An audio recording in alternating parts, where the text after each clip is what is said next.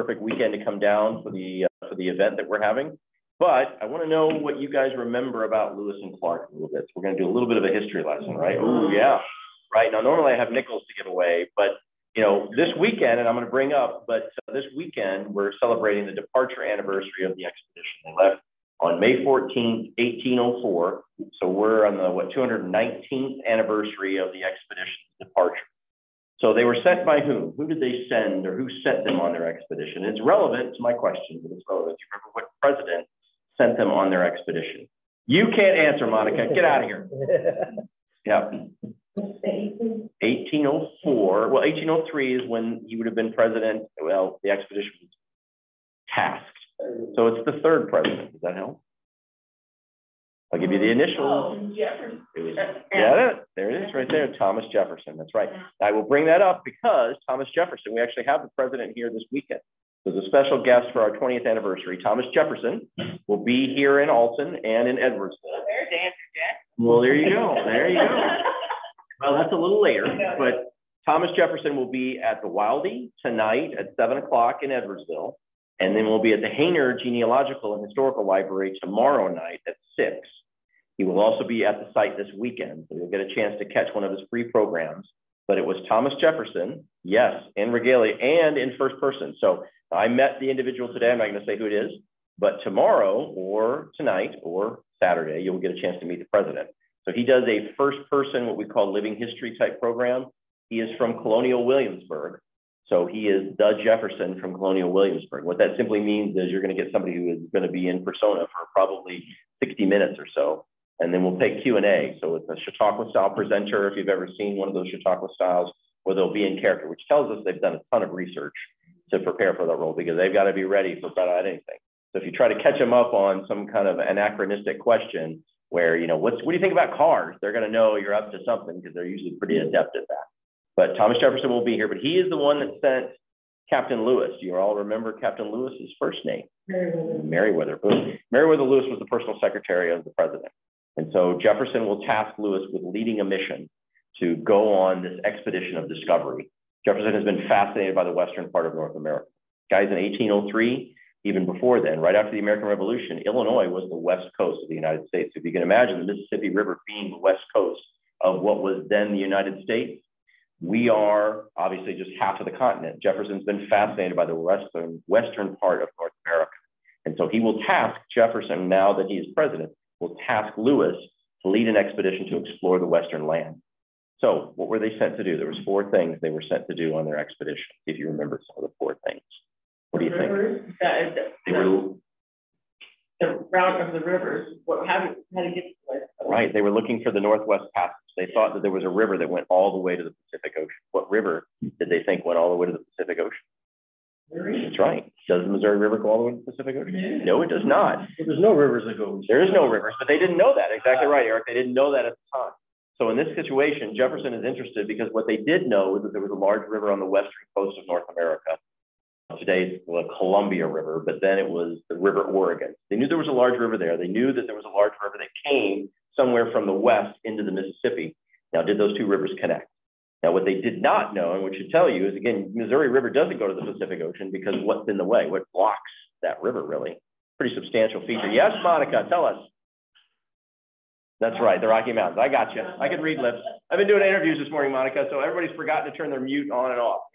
So the Rocky Mountains, which to me is impressive. Now, I grew up in Illinois, so most of you all have as well. Pretty flat state for the most part. A lot of us on the bluffs benefit from having kind of a little bit of landscape. But imagine if you're in a situation where you've never seen anything like the Rocky Mountains. The only mountain range they've ever seen in their life are the Appalachian Mountains. So this is a very, very different set of mountains. And again, if you know anything about the Rockies, once you get over the crest of the first range of mountains, what's waiting for you? Another range of mountains. Well, in some cases, the Grand Canyon. But the point is they failed. They did fail to find the Northwest Passage. They didn't find a water route to the Pacific. That's one. There's 3 more. All of you folks have bought real estate at some point in your life, I would assume, right? Everybody's probably bought some real estate. We bought a pretty substantial size of piece of real estate. Oh, yeah. We bought the Louisiana Purchase, right? We purchased Louisiana for $15 million, right? $15 million to buy the Louisiana. Did I hear bank down at the end? Can I get a loan for $15 million? Now, I don't know anything about the real estate, and I've never appraised it. I just need $15 $15 million. Are we good? Yeah, okay, maybe. Yeah, I might call out. We're a brand new country, right? I'm a brand new landowner, but we're only 20 years old as a nation, and we're purchasing land for $15 million, having no idea what was there. It would take us 20 years to define Louisiana as part of boundaries. We doubled the size of the United States for roughly 2 cents an acre. So if I tell you could buy 2 cents an acre, we might have a deal. But we doubled the size of the United States, but it would take us 20 years. Lewis and Clark were sent to plant the flag on that land claim because we didn't know exactly what it was. The western boundary took us additional 20 years before we could settle between Vancouver and Washington in that part of the country. So they were sent to explore Louisiana. We bought it for $15 million from the French. It was a pretty good deal. What we originally wanted was the Mississippi River, but we got a lot more than that. So that's 2. There's 2 more left. How did France get the western territory? So the territory was basically governed by the Spanish. At the end of the French, I don't know how far you want me to go down the rabbit hole here, but the French and Indian War is over. The French lose all their territorial holdings, right? Everything on the west side of the Mississippi River goes to Spain. British get everything on our side of the river. We get that during the Revolution. At the end of all of that, when we get our independence, Spain still controls the west side of the river.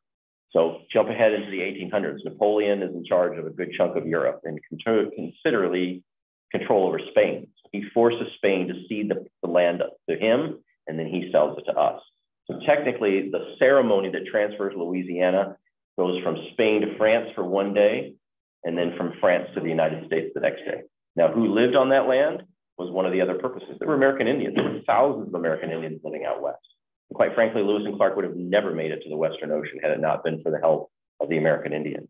They were never consulted, obviously, on this. They were partners in this process, but Lewis and Clark were sent to establish trade relations with the American Indians, open that land to the west for trade with furs, as it turned out, but that's very profitable at the time. For the United States, this was a valuable business.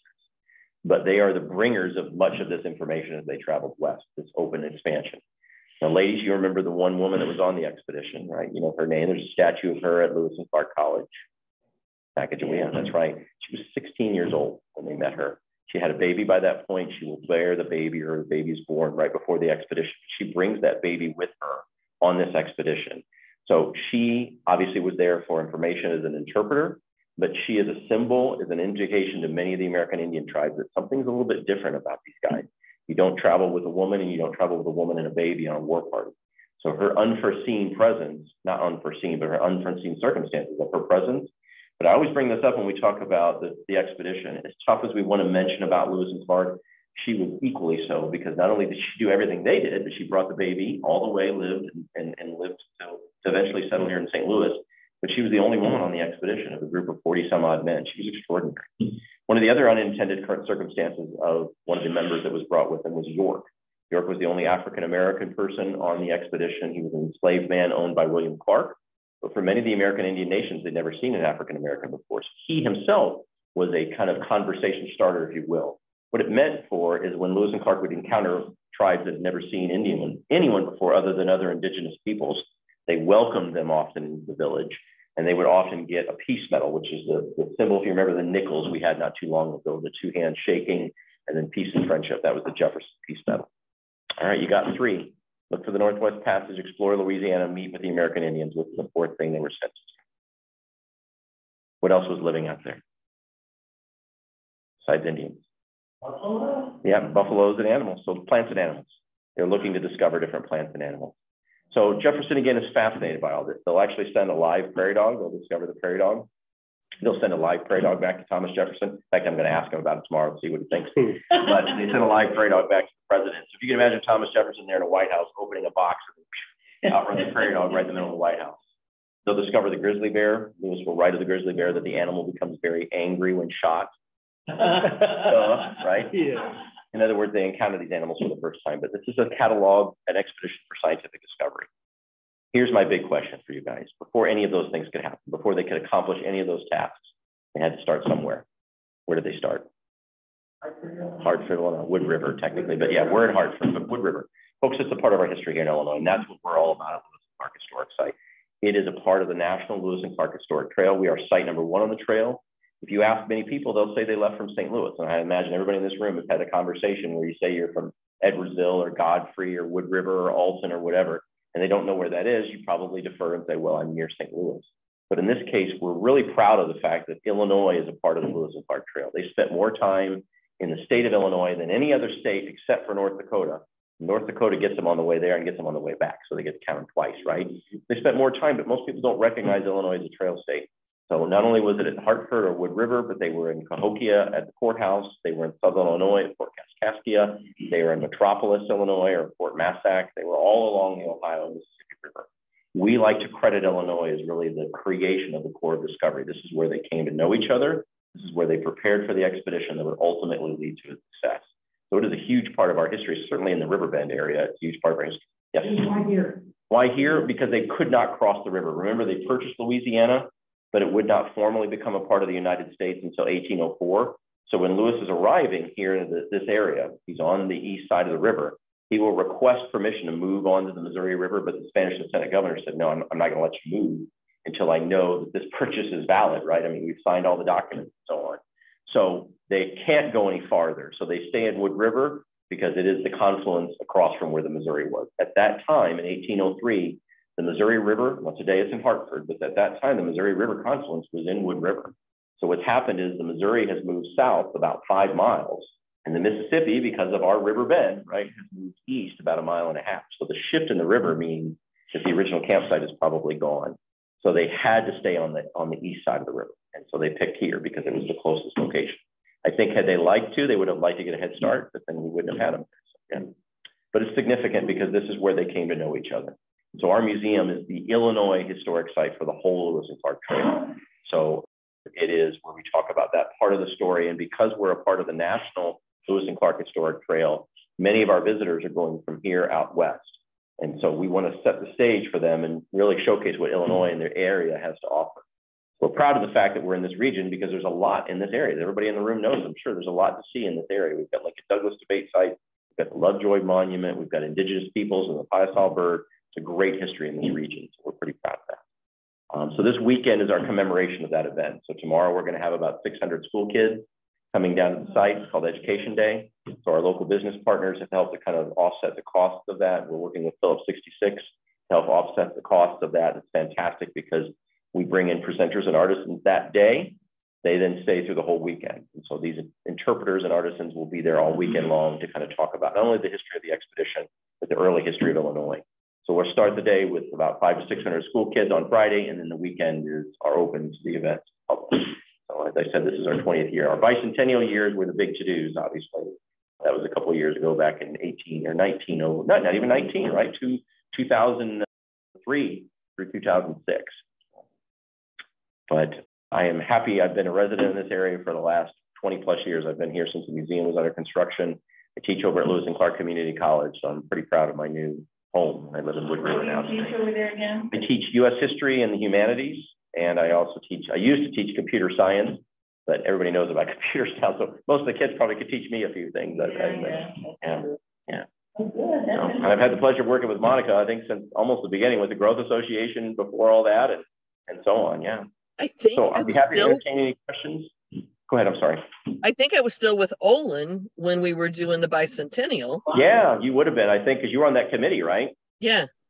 Yeah. And I got to know you through there. I can also say that I have had Brad as a guest speaker at my Leadership Academy, and he does a 3-hour program that goes very, very quickly on leadership and how Lewis and Clark picked their teams and diversity. And it was a crowd favorite always, and I liked it as well. Yeah, we use leadership models in history. Again, there's a lot that can be taught. I mean, even though we're obviously in a different time period, we have different sets of circumstances. People are people, right? So what matters to a leader was probably the same as what mattered to a leader 200 years ago. And so the one that Monica specifically mentioned is we do a leadership training workshop where you use them as a model for preparing on an unknown future. Imagine you were given a task. I'm sure everybody in this room could speak to that, giving a task where your goals are not entirely certain or they're a little bit more vague. Also being forced to put together a team of individuals that you may not have always been a part of selecting. Lewis and Clark inherit a lot of discipline issues, but Clark in particular has to figure out how to get these men to work together. And overwhelmingly, it was a pretty good success. I mean, I think you could argue that they did their job. They did their work. You see what's the one that see stories on TV reenactment. Right. Of particular note for us, we just feel that there's a lot of value. I know we're in a STEM world these days. I know science, technology, engineering, and mathematics are important, but we think it's important to take a moment to add the A into there, the STEAM into that equation, and basically look at what's important. That's why I teach humanities. The human story and what history can teach us is important, because mistakes could be made, or mistakes were made for that matter, and we need to learn from those. And I know that's the adage, right? Those who fail to remember history are condemned to repeat it. But it's not something you can just easily look it up. If you teach history as just simply names, dates, and places, memorization, I don't care necessarily that Columbus sailed the ocean blue in 1492. What I want to know is what happened. What do we take away from that? What's the lesson from Columbus's journey? And what do we think of that today? Are we reinterpreting a lot of that? That can't be necessarily researched on Wikipedia and understand and digest that. So we as leaders all have to kind of take that moment to appreciate. So that's what we're all about, is interpreting living history and public history. We think it's still incredibly valuable. Yeah. I'm ashamed to say I've never been there. Well, now's your weekend. Well, what are your hours? So we're open 9 to 5, but the event runs 10 to 4. And it is both Saturday and Sunday. And fortunately, it is always Mother's Day weekend. So my mom never lets me forget that I have to work on Mother's Day week. Well, they left on May 14th, which is generally the second weekend. We always try to get close to that. But it's 9 to 5. Right now, we're open Wednesday through Sunday. But the event this weekend will be 10 to 4. Now, we are going to 7-day-a-week operations next week. And so that'll be 7 days, Monday through Friday. Or no, I'm sorry, Monday through all 7 days, 9 to 5. Yeah, and it's free. It's all operated by the Illinois Department of Natural Resources. It's just like Père Marquette and a lot of the other parks. Yeah. I don't know much history, but I'm sure glad that someone like you is so interested. Thank you. Tell us a little bit about why history? How did you get here?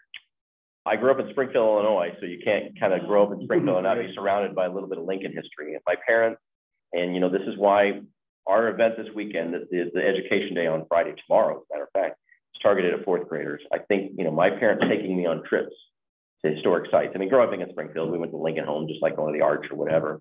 And my parents took me on trips, and wherever we would travel, we would stop. And somewhere along the way, I caught the bug, and I love the idea of story. Whenever I travel anywhere, first thing I want to do is know the locals. Well, first thing I want to do is where the great places to eat are, right? I mean, that's, I travel by my stomach, but, I want to know where the locals eat. That's important. But then I want to know the history of the community, because it speaks to who people are. The class that I teach is called The History of the Riverscapes. And so what we do is try to look at the history of this region. Why did people come to this region? Why did they come to the riverbend? Why did they come to the confluence? Why did they come to the Mississippi? Animals before peoples came. But it's a story of a region. We are a product of our past. In other words, the region itself, how it's developed, who the people are, what they like as far as music, socioeconomic, how neighborhoods have developed, what ethnic groups, what minorities, what economic levels have developed over the years, are all a product of history. And so our ability to kind of hope and understand that, I think, is one of the things. I looked at history always as a story. And who doesn't like a good story, right? And oftentimes history is so much more compelling than even the movies do a good job with. And so I think I've always caught that. I wanted to be a veterinarian my whole life, but then when I got to school, I thought, man, history always has been there. And what a great opportunity to share that history in public history. So I am a teacher at Lewis and Clark, just as I am a professor at Lewis and Clark Community College, because we want to share and convey that history and let people know there's a lot to be proud of in this area. There's a lot to learn too. That's the most important thing, is there's a lot to learn about the history of this region. It's layers upon layers of history. So history has gone beyond just simply highlighting on, maybe the roles of presidents, and gone into the roles of people. Because none of us, well, I can't speak for all of us, but most of us would be just like an average member of the expedition. And that's one of our focuses. It's not just about Lewis and Clark. They accomplished this, and this goes back to Monica's class too, about team building. It's not always just about the leader of the team. It's about the people who are making up the team that end up leading to the success of your endeavors, whatever that might be. What happened to the second? So the baby was adopted by William Clark. He will come to St. Louis. His name is Jean-Baptiste Charbonneau. He is adopted by Clark. He's raised by Clark in the sense that Clark paid for his education and in boarding. He didn't live with the Clark family. So there's that racial and ethnic separation, I think, that you probably saw that period. But he eventually attends SLU, St. Louis University.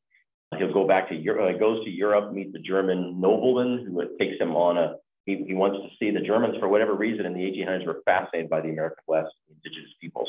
So not York, but Pomp, or Jean-Baptiste, a child of two worlds, will come back to Europe. He goes back to his people. in the West and kind of lives a pretty interesting life. We don't know exactly what happened to her. She brings her child willingly to St. Louis to be adopted, but then she returns west and we lose track of her. So there's a lot of stories, and I was privy, I think, when I went and did the Lewis and Clark Trail many, many years ago, to have talked with several indigenous tribes. Her story is oftentimes told from her separation from her husband at that point, and then going back west to her people. She was kidnapped at the age of 12, ends up in a life where she's amongst people that are indigenous, but not of her own tribe.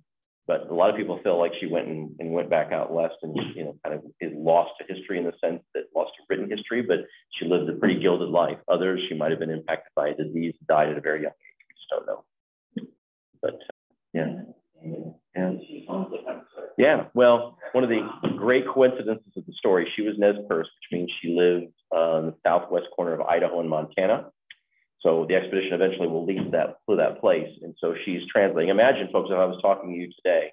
So at the end of the table, I needed to talk to you, but I'm actually going to start talking to you, right? So you and I speak English and you speak French. Oui. So English to French, French to Mandan, Mandan to Hidatsa. You think what I'm saying is anything like what you guys are hearing at the end of the table, if it's been translated.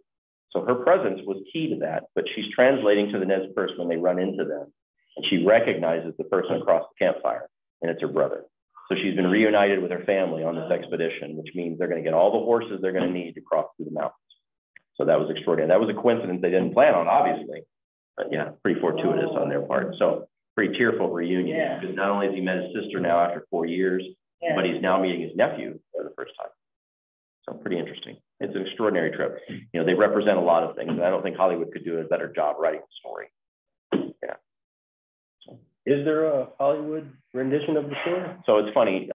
Stephen Ambrose, who did Band of Brothers and a lot of other narrative historical books, wrote a book called Undaunted Courage, which is the one that most people know of Lewis and Clark, the book Undaunted. And he writes it well because it's a narrative history. He's not writing what we might consider a dry history text. He's writing it as a story, which we talked about, which I think what made it so popular. So Ambrose, when they successfully converted Band of Brothers to a miniseries, HBO was rumored to be working on a Lewis and Clark film. And this is what I find funny, because it was real hush-hush. They were in the process of production. In fact, we got a call from an agent he was really clever about. I can't tell you what work for. I don't care what you need. You know, I mean, we don't know who the Hollywood star is, but it's not, you know. So anyway, they eventually started production, I guess, in Vancouver, but Lewis and Clark, the actors, didn't get along. So production just failed miserably, which is pretty funny to imagine. They picked two actors because Lewis and Clark, historically, we know, complemented each other so well. One of the things that I think is interesting about their partnership and a lesson in leadership as well, this was Lewis's trip to lead. You know, Clark comes into the picture because Lewis asked him to join him. Lewis asks Clark to join him as an equal. So in almost every leadership situation, there's a clear chain of command, right? There's a commanding officer and their executive that works under them. Lewis is asking Clark to join him as an equal because he recognizes his own deficiencies as a leader. Lewis knew that he needed an equal partner to complement him. And I think it's a great lesson. I mean, oftentimes we are not self-effacing enough to stop and think, man, where do I need help? And sometimes we're too proud or too prideful to ask for help. But here's Lewis absolutely setting aside a piece of his own history and legacy. I could be talking about the Lewis expedition today, but he asks Clark. And I think about it a lot of times with my best friend who I've known since I was in middle school. If he and I had to co-lead anything, we wouldn't get across the river. You know, we would fall apart because we're not, I mean, not that we don't compliment each other, I tease, but it's an extraordinary lesson in just partnerships, I think, and that's how they succeeded overwhelmingly, I think, is because, and this is, again, part of that leadership lesson, a good leader figures out a way to get everyone invested in their project, right? We figure out a way to get everybody involved. If they're not involved, if they're not invested, they may not, I mean, they'll do their job if they have to, but they may not make the tougher decisions. They may not stay late when they need to. They may not put that extra day of effort into a project. Lewis and Clark got that across to these men. They did, they had to. They went through a pretty hectic and pretty courageous trip to cross on foot and pull boats and across the mountains and all, not pull boats across the mountains, but you know, whatever. They did pull boats. They did pull boats, but to answer your final question then, Charlton Heston, they did a movie in the 1950s called Far Horizons. Now, historically, it's an awful movie. I would highly regard that movie as about as inaccurate as it possibly could be. But Charlton Heston plays Bill Clark, right? And Meriwether Lewis, he's called Mern in the movie, which I've never seen that before. But Fred McMurray, if you remember from My Three Sons, the dad, Fred McMurray played Meriwether Lewis, or Murr Lewis again. If you've never seen it, Donna Reed played Sacagawea. Oh, so historically, the movie is terrible. Lewis and Clark get in a fist fight over who loves her more. They kill half the indigenous peoples and all that stuff along the way. But to your point about pulling, so Charlton Heston at one point, they have to portage the boats, right? So if you've been to our museum, they have a 55-foot long boat, right? It's a huge barge boat. When they reached Great Falls, Montana, they did not pull the boat over the falls. They took everything off the boat and they portaged it around the falls. Not Charlton Heston. In the movie, they get to the portage and Charlton Heston rips his shirt off, and of course he's got a... Well, that's what I asked him. Why didn't he just part the falls and let the boat move on, right? I mean, he could have done that. But of course, Charlton Heston. So it's just a terrible, terrible film. The one thing, though, I will say is they get it right. Well, as I mentioned before, we oftentimes get missed at the starting point. So they do mention Wood River as the starting point. But Clarkies like me look at it and go, they went the wrong way. They went downstream. They were supposed to go upstream. And if you look at Hollywood, keep in mind, when they film the Wood River campsite, there's mountains in the background. Now, I don't know of any mountains in this area at all. So again, that's Clarkie nerds like me. They go, that's not Wood River, but we appreciated the fact that they at least had it right. Who played Seaman? You know, they didn't even bring the dog on that one, but Seaman was Lewis's Newfoundland, his 100-pound plus Newfoundland dog, which is about the size of St. Bernard. Yeah. Yep. They didn't have him in the film. I broke his nose in Did you? Seaside, Oregon. Oh yeah, that's right. That's right. And one of the displays there, you can smell as Seaman at first. I don't remember, but I remember seeing that when I was out there. Yeah. So it's an extraordinary trip, folks. If you ever get a chance, you got to start here. You got to start here. You got to come down to the museum. Start here. Yeah, that's very good. Yeah. My granddaughter is majoring in anthropology linguistics. Fantastic. Well, then she, yeah. Yeah, I'm excited for her. She's all excited about it. She wants to going all the way, but I don't know. Yeah. I think there's going to be a place for that. Understanding peoples and adding anthropology to linguistics, they'll do, I think, pretty well, I would suspect. Understanding people and their language is pretty big. Yeah. So your goal is just to make people aware and educate people. What can Rotary do to help you? Well, first of all, help, share the fact that Illinois is a part of the Lewis and Clark Trail. I mean, for our riverbend, one of the things that I think Monica and I and those groups in the bicentennial era did was to do classes within the community just to let people know, not only Lewis and Clark, but of the rich history that we have in this area. I mean, we've got a pretty substantial history, not only Illinois history, but national history. Lovejoy, Lincoln and Douglas, the American Indians and indigenous, the whole Underground Railroad. We've got a pretty rich history in this region that I think most people don't, and I get it, right? I get it. We live busy lives, but understanding, I think, the importance of the history in the region, that's the biggest thing, is understanding the significance. Please, talk to your teachers, talk to your folks to let them know how valuable history is, and not just looking it up, but understanding it. And then just support within the community. We are proud of the fact that we are this region's historic site. We're part of this string of pearls, as Brett Sawar, if anybody knew Brett, and I know Corey does as well, talks about the string of pearls along the Mississippi River Road. I mean, we're one of the national treasures of Illinois, right? Or one of the state treasures of Illinois.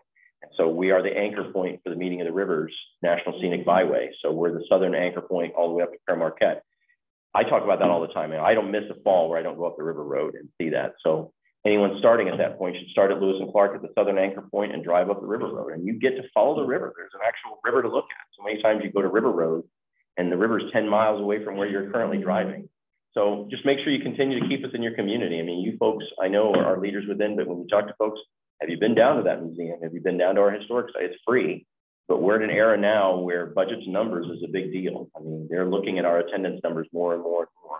So showing those attendance numbers and then talking to anyone, if you've got children and grandchildren, if they're in school, our school numbers have dropped precipitously. We need to get those kids back in the class area, in the historic sites, classrooms, the value of field trips. They've gone down a bunch. So sponsoring field trips, again, our partnership with Phillips 66 means that we can put that event on for free and bring all those people in. We're hoping at some point there'll be some field trip grants to allow schools. We don't get schools from Edwardsville, for example, because they can't afford to come across the city line. Edwardsville ends a mile from the site. We had Alton North come in yesterday, but we should get every school from Alton. We should get every school from Wood River. There's no reason that of the schools in our community that we are not their #1 site to come to. Do they all go to the arch, or they go to the science center? I get it. Those are big deals. I get it. But we're free. And you know what? The other flip side to that is if you can't come to us, we'll come to you. We do a lot of outreach programs.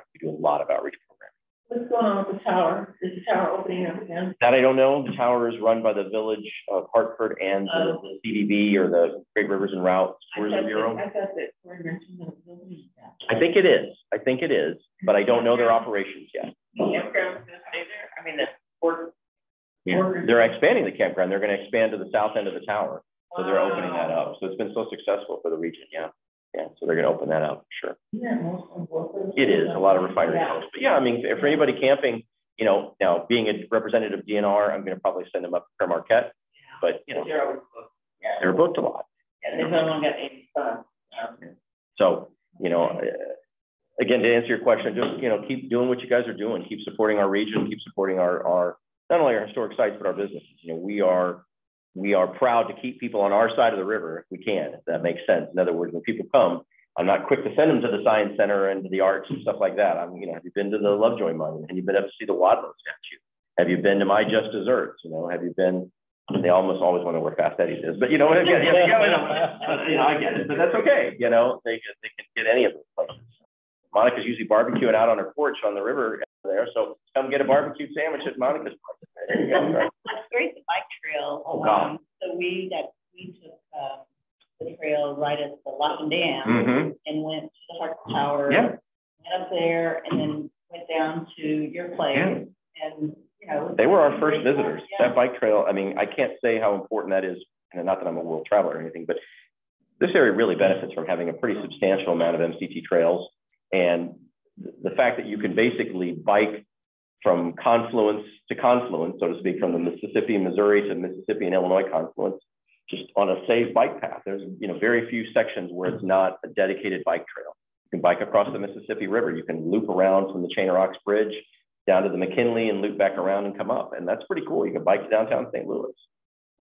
You know, so that's cool. Our visitation has always been linked to that bike path because we're right, as you mentioned, we're right there. So we are kind of a trail stop. Now in the summer, those poor folks come in when it's 90 degrees, which is crazy, but you know, 90 degrees, they're passing out on the floor, but they come in luckily in the morning. Yeah. Any other questions? I'll say to my students, questions, comments, complaints. Very enjoyable. Yeah, very much. Yes, thank you very much. Thank you very much.